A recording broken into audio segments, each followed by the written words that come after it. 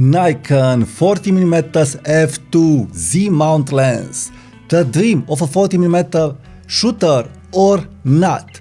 Let me share with you my opinion about this lens, about the image quality of this lens, about the AF of this lens, about the final results that I've got with this lens. So let's talk about this now. Hi there and welcome to my channel, Tudor Matescu here.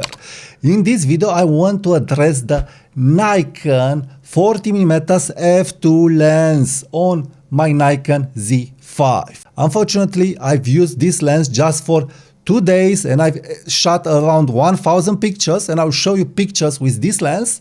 I've shot portraits, I've shot urban photography, I shot street photography and candid photography. So I want to address what I am able to see with this lens in the end, what I like about this lens and what I don't like about this lens. So if you are in content like this, please subscribe now to my channel. So first of all, let's talk about the build quality of this lens.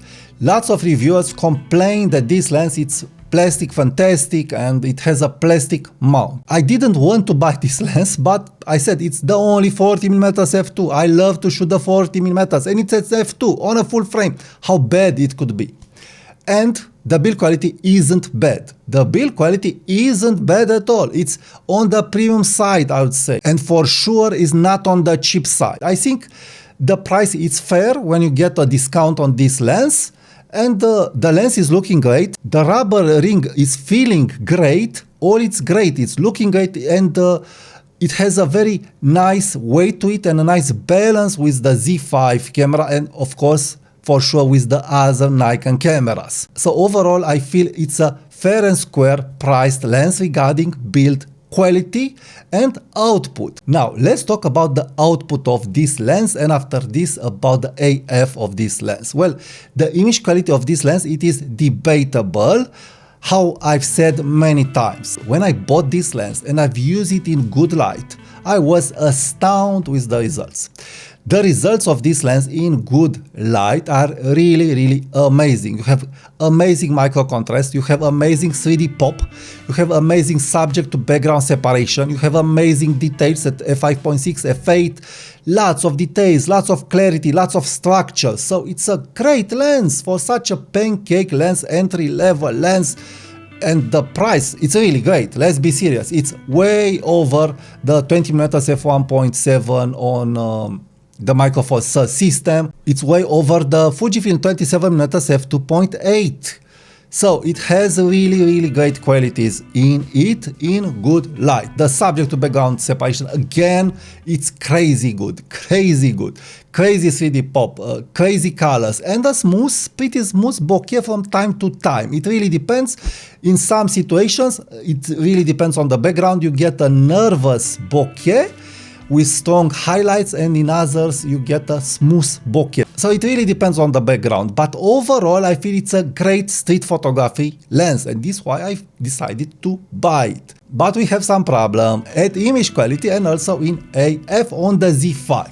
But I feel that the problems are in low light. This is where I feel that the Nikon Z 40mm f2 it's losing it. So in low light, this lens doesn't have enough resolution on the Z5, or is losing some light gathering abilities because of the glass of the T-stop, or something is there that in low light this lens becomes soft, it becomes mushy, the pictures aren't as sharp and they don't pop as in good light. So the difference between good light and bad light with this lens are very strong. I was able to see such differences in good light versus bad light on lots of pancake lenses and on lots of entry-level kit zooms.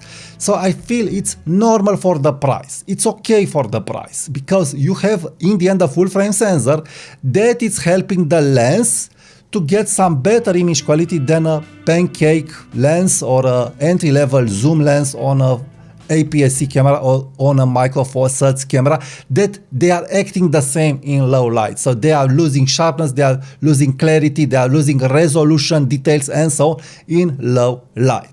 Now, regarding the AF in good light, it is very good. Very good IAF, very good single AF, very good continuous AF and so on. So you don't miss shots.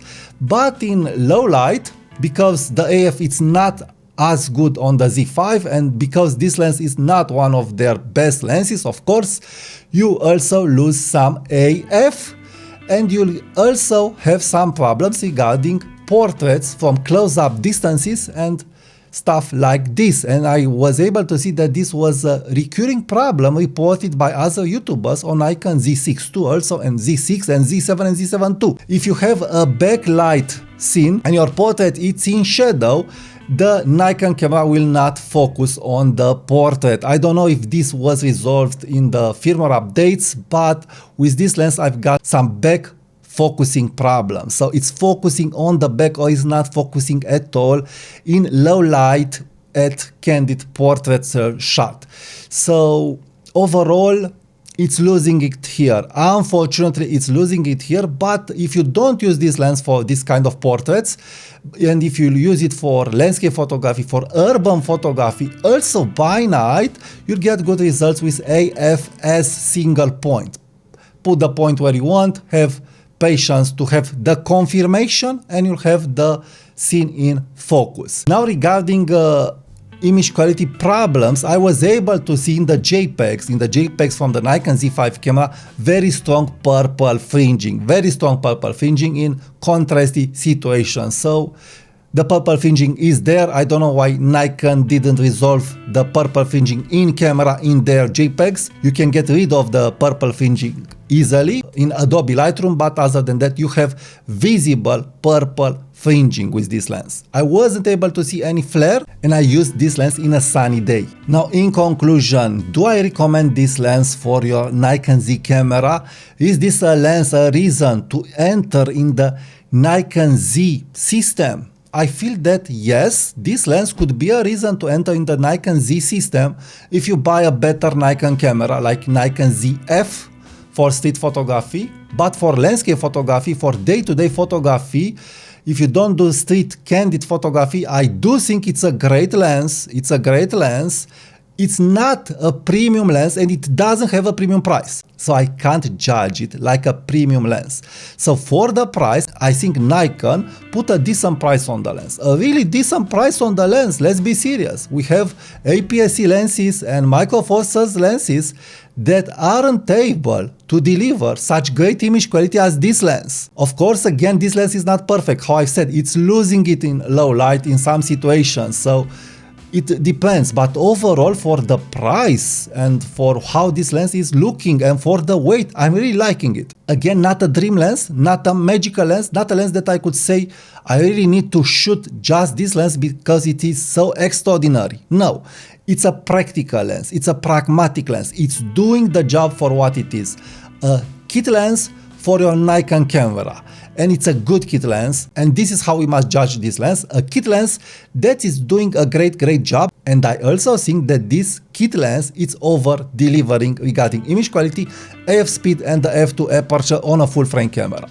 So I didn't have the chance to use this lens on better bodies. I do understand that it will render similar, of course, but there is no other lens that it's looking like this. It has this great AF, and it's an f2 lens. So overall, a really great lens from Nikon that could work for some people, but for others, it's possible not to work. For me, that I love street photography, I think it's a great lens for street photography and for everyday photography.